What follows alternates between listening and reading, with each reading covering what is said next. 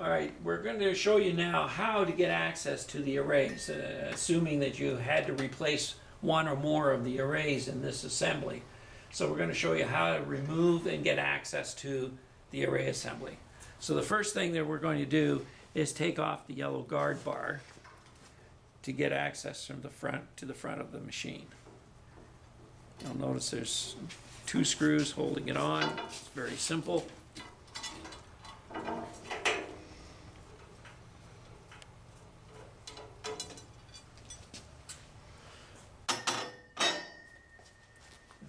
just move this to back here.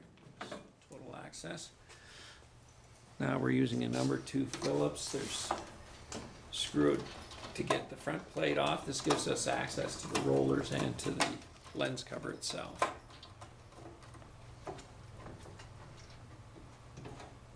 And just lifts off.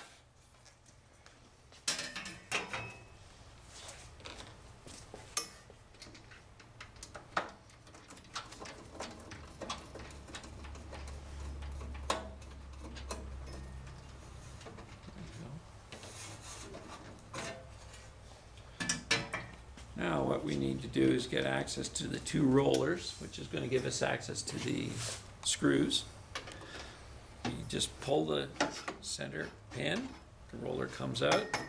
You leave it oriented like this just so that it's easier to put in afterwards. Pull it out. And now if you take a look, we've got access to the 6 screws here, which we want. Now initially, before we do that, we're going to take off a lens cap. If you were just replacing the lens, this is what you would do. You remove this and you can slide out the lens. And we're going to go a little further because we want access to the arrays themselves.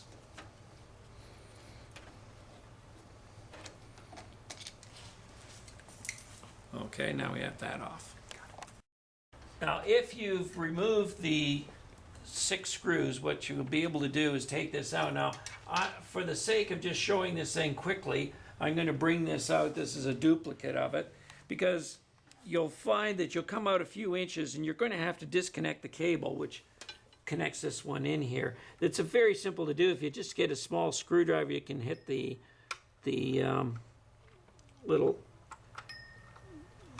thing, which, there we go, which is going to cause me grief and pain.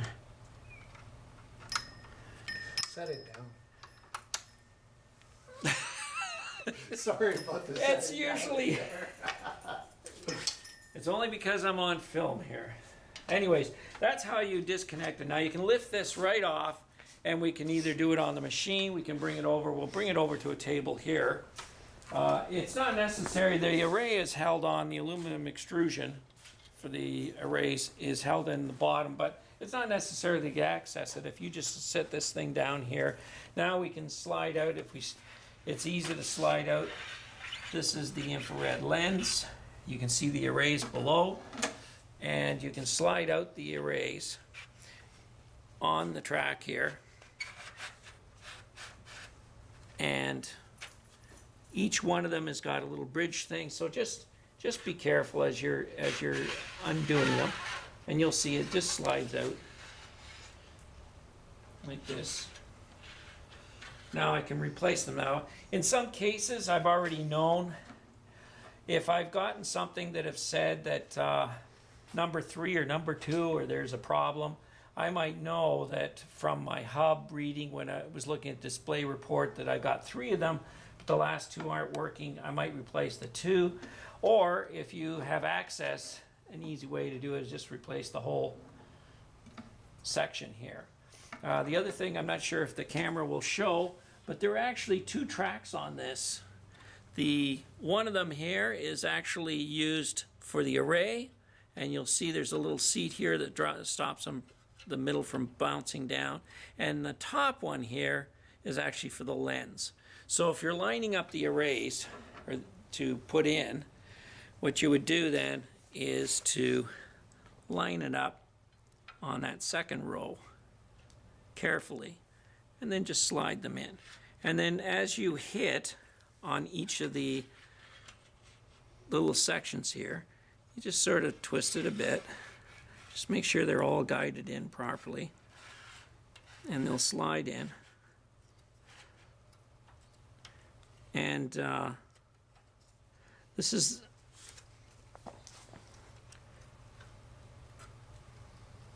hang on, I just take a little running start at this.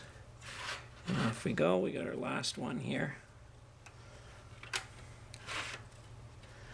And again, just make sure it hits the track, and that gives it support inside. Then you just push it flush like this. And there's your access here. I guess before we slid it in, I should have showed you that this is the connector. You make sure the connector is at the end that you want for putting this thing in. Again, the lens slides in simply on the hole just above that. So we can do that. I usually do one corner first and pivot around and just slide it in gently.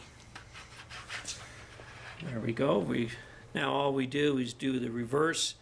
We put it back into the machine in the reverse order that we've done by plugging back in that little cable that I was having a little trouble with at the beginning, which is called an RJ connector.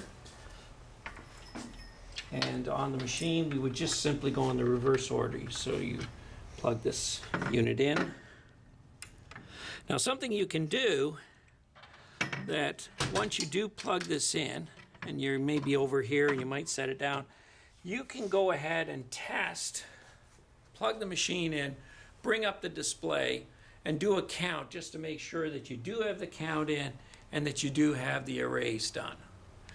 Something else that you can do if you're not sure is you can also put something down. You can go into a thing called display arrays, where I can actually see the paper and see the arrays going through and adjusting.